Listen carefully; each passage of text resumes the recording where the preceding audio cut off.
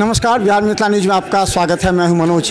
देखिए, आज बहादुरपुर विधानसभा का आज प्रेक्षागृह में कार्यक्रम है। खासकर ये एक प्रशिक्षण शिविर है कार्यकर्ताओं को बूथ स्तर तक मजबूत करने का। और हम बता दें कि विगत कुछ वर्षों में जो कुछ हुआ उसको लेकर के कार्यकर्ताओं में जोश भी है और एक निराशा भी है। हमारे साथ उमेश राय जी हैं जो वरिष्ठ राष्ट्रीय जनता दल के कार्यकर्ता हैं। आज का कार्यक्रम कितना महत्वपूर्ण मायने रखता है और इसका क्या असर पड़ेगा? असली बात जो आधार है सामाजिक न्याय, उस पर परिचर्चा है। सारे लोग आए हैं ये सब बताने के लिए, जो कार्यकर्ता हैं प्रशिक्षित करने के लिए कि हमारा कैसे हम कौन सी रणनीति बनावें। ये सबसे इम्पोर्टेंट है आरजेडी के लिए, जो पहले भी करते थे, जिसको डॉक्टर ये लालू प्रसाद जी अपने को उसको जिन कहते थे। पिछड़े, दलित, अल्पसंख्यक जो गरीब गुरबा हैं उनको संगठित करना, उसको जागरूक करना, और उस पर ही वही है हमारा जिन, वही हमारा आधार है।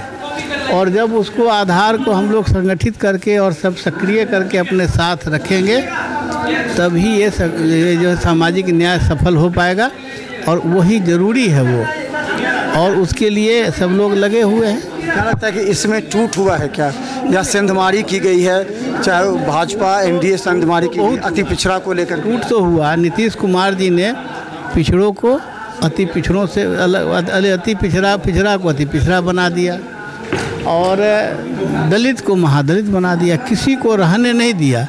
सबको कहा कि हम झुनझुना दिखाया, लेकिन फ़ायदा कुछ मिला नहीं। और आज भी जो है अव्यवस्था है, शिक्षा का इस तरह से ह्रास है, जिस तरीके से सामाजिक न्याय का जो है शोषण हो रहा है, हम तो जनगणना के जो हो रहा है, और हम तो इसके पक्षधर हैं कि जिसकी जितनी आबादी है उसके हिसाब से उसका आरक्षण हो जाए। और वो जिस दिन अगर शुरू हो जाएगा, उसकी लड़ाई का मूल रूप से ये आधार तैयार किया जा रहा है कि जो जिसकी जितनी संख्या है सभी को न्याय मिले, सबको अपना अधिकार मिले। जो उसमें जो संघर्षशील होंगे, जो आगे बढ़ेंगे, वो उसमें सफल होंगे, जो सफल नहीं होंगे वो पीछे रहेंगे। उसी क्रम में ये आज के इसकी शुरुआत है।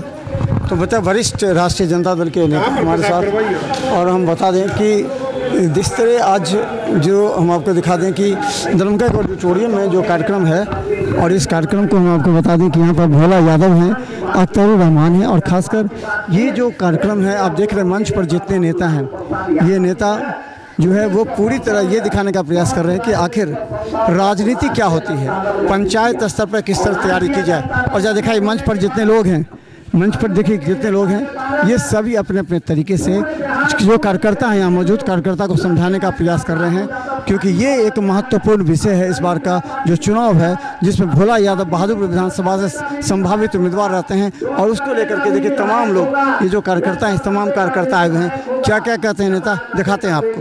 बार बार पार्टी कहती है बूथ कमेटी बनाइए, बूथ कमेटी बनाइए, लेकिन यहाँ उपस्थित तमाम लोगों को बूथ कमेटी, हमको लगता है कि ज्यादातर लोग औपचारिक रूप से बनाने का काम करते हैं।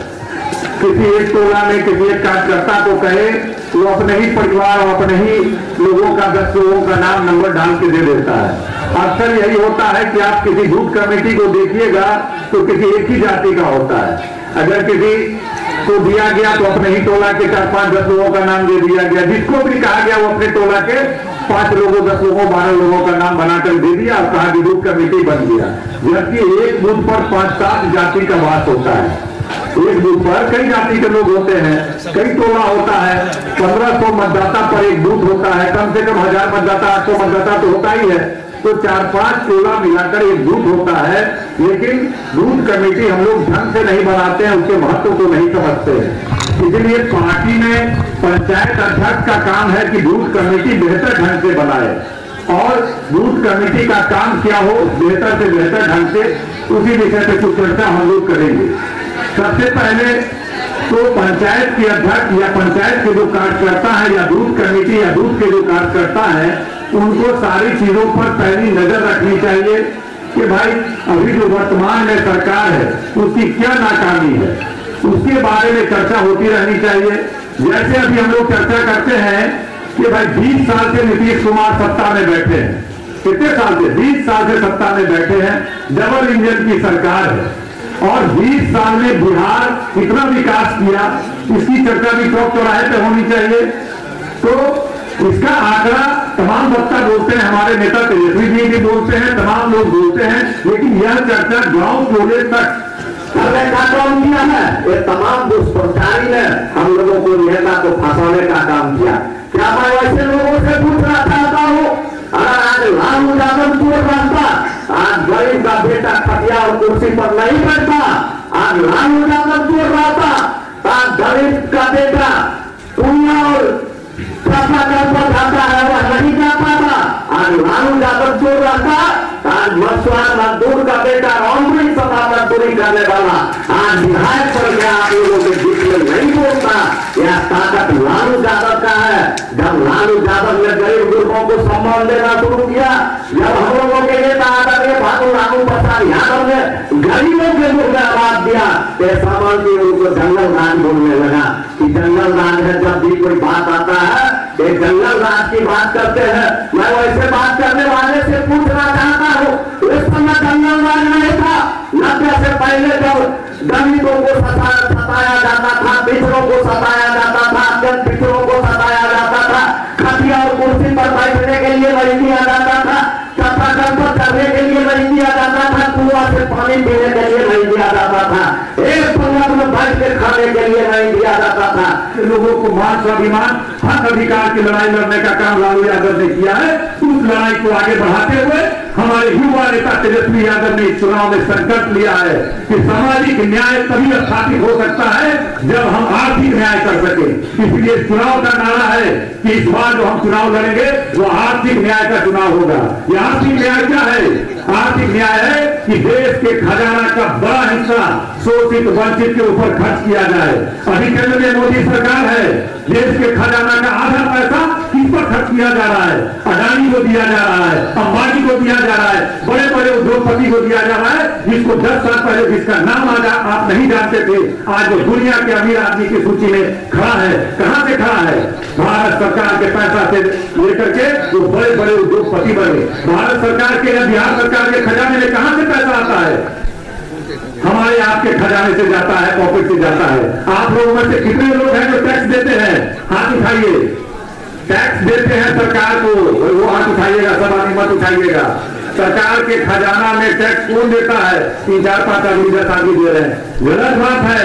एक एक आदमी भारत के खजाना में टैक्स देता है।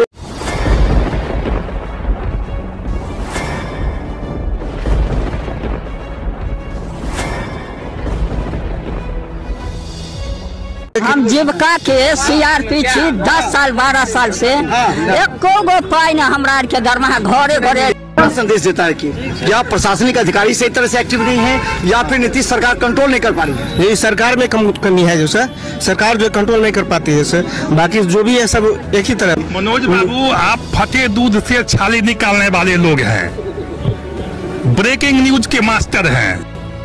गरीब का ये सब गरीब का है ही नहीं। शासन सत्ताकार आदमी है, ये सब बर्बाद कर दिया बिहार को। तो निश्चित तौर पर केंद्र में भी हमारी सरकार होती है, बिहार में भी हमारी सरकार होती है, तो पलटू राम में फिर पलट जाते हैं।